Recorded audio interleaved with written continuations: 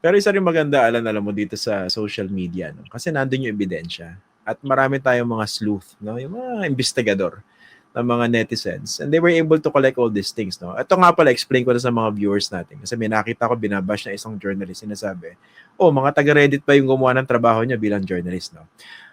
Malaking tulong po yung ginagawa ng mga yung Reddit people, no? Nakita ko, sabi ko, ganda ng Redditors. pagka. Pero syempre, ang kulang doon ay yung intense validation.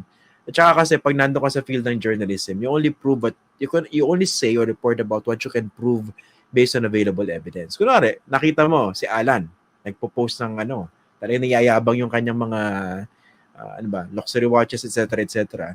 Pag sinabi ko si Alan magnanakaw yan, galing sa pera ng bayan, pwede niya ako i-demand kasi anong proof ko? Yun ang nakikita ko naman doon sa mga Redditors. Dinediretso nila eh. Diba? At the very least, you raise questions about how they got that, how they again, that is the subtle difference between an accusation and an inquiry. Yes, oo. Pero nga, maganda na nandyan yung mga ebidensya na pwedeng gamitin in the future, di ba? Pero ang inaisip ko rin dito, no? You think because of what's happening now, mas maging mag-iingat sila? Or siguro ite-temper nila yung kanilang obscenely lavish lifestyle?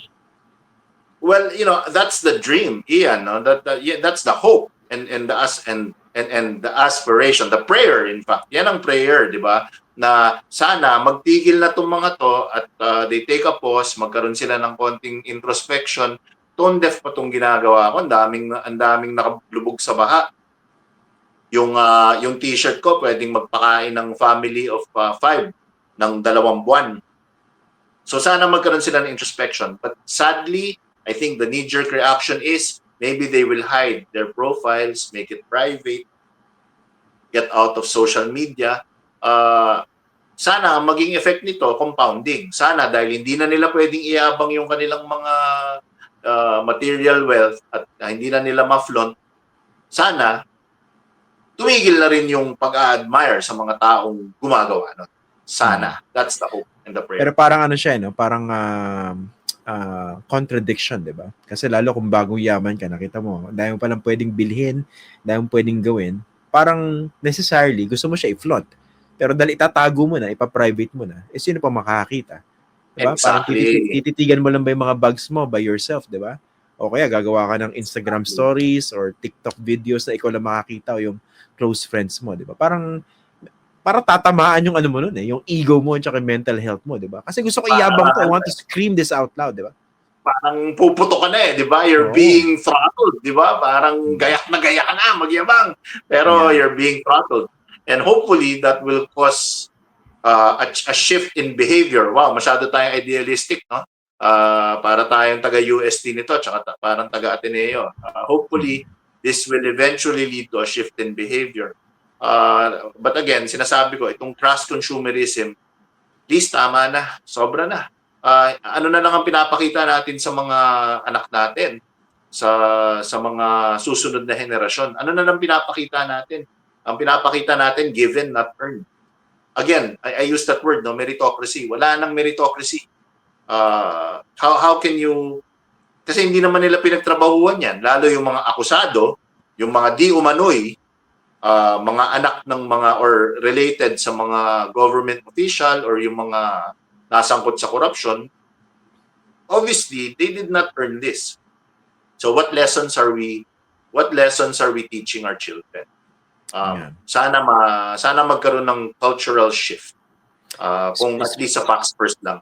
Speaking of shift, no, kailangan din siguro magkaroon ng konting temperance. Hindi ko na nga sinasabi na iwaksi nila yung ganyang mga maling gawin, no?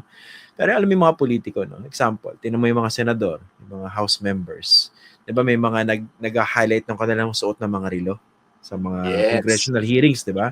Pag-uusapan paano maibsan ang kahirapan sa ating bansa. Kung hindi nyo kaya ninanakaw yung flood control budget, no? To begin with. Kaya dali-dali yung bumili ng mga relo. Tsaka, ito dati ko pang sinasabi, no? Kung gusto nyo makita yung mga pinakamagagandang sasakyan, punta kayo dyan sa car park ng House of Representatives.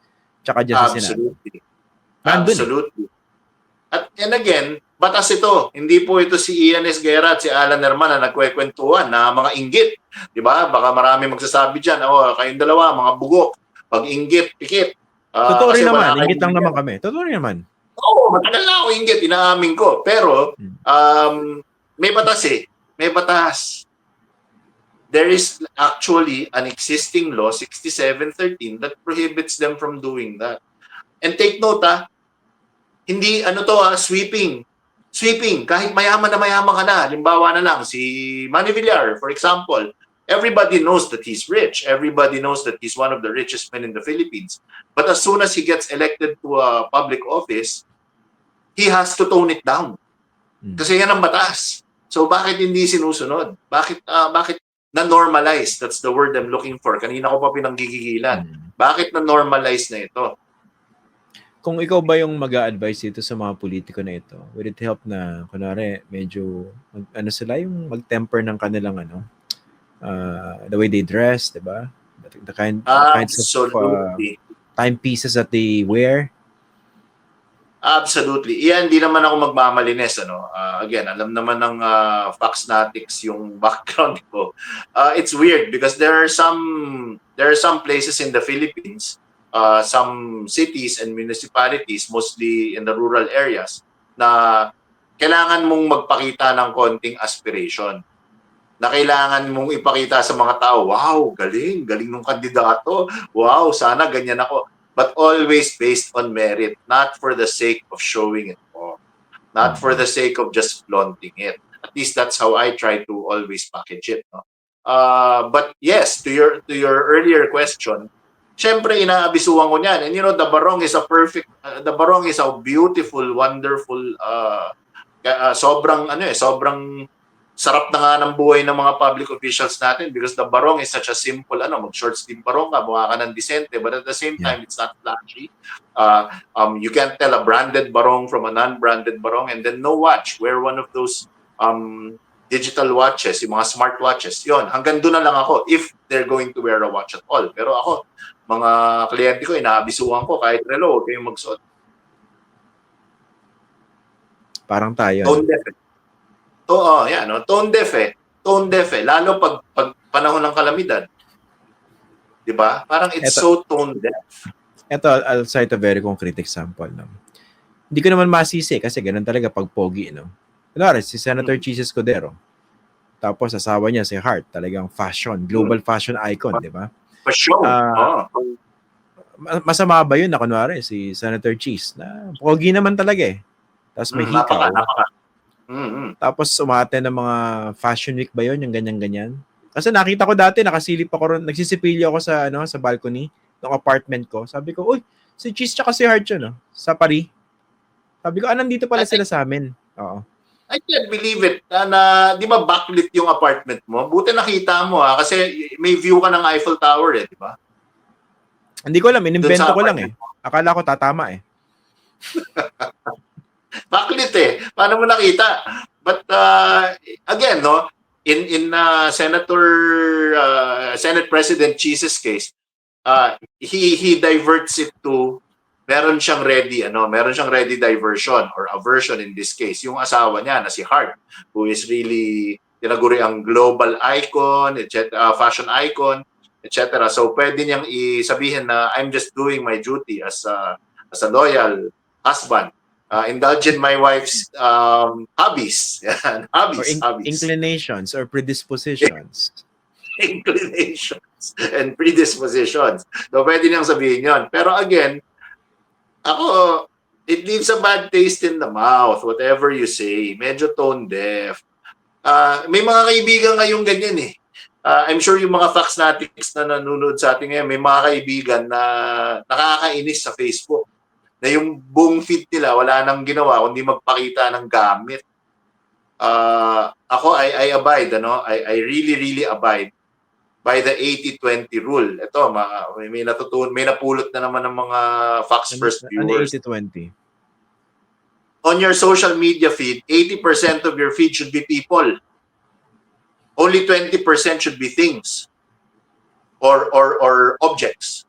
80% should be people. It should be you enjoying time with your family. It should be you, for example, you, Ian, your entire your vacation were pictures of your son, di ba? Pictures of your family, your wife and your son enjoying a good time. Kayong dalawa naka-selfie, nakasakay sa boat, di ba? Tumatawa. 80% of your feed should be that. Yung Yacht feed yun, mo, hindi mo... Paki-correct lang, yacht. Medyo na-insulto ako eh. Yacht. Sorry, super yacht. Super yacht. Yeah. Yeah, so if you look at your, for example, yung bakasyon mo, hindi mo naman pinicturean yung mamahalin na kinain mo, hindi mo naman or kung pinicturean mo man, hindi mo pinost. Hindi mo naman pinicturean yung eroplanong sinakyan ninyo, hindi mo naman pinicture yung first meal that you ate, tapos pagkain lang. 80-20, that should be the rule.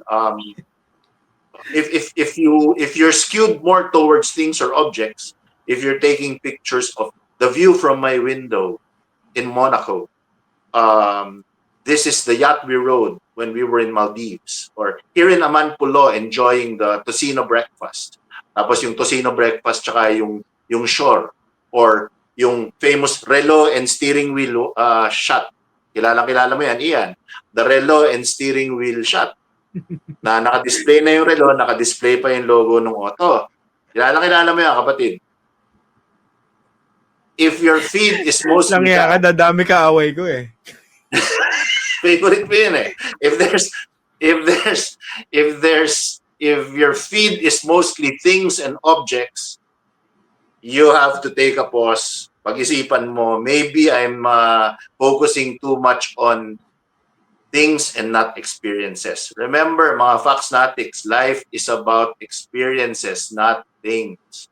If you have money, spend it on experiences, not things. Go on a holiday, take up a hobby, take a second degree, go back to school.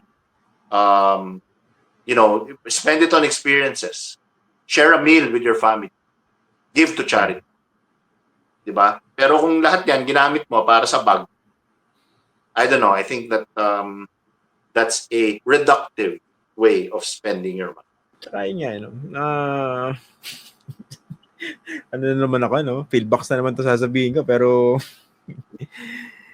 yun nga, in the end kasi, hindi naman natin madadala sa hukay yan, di ba? Siguro, you cannot be faulted for living a good life, pero you have to make sure that that was earned, di ba?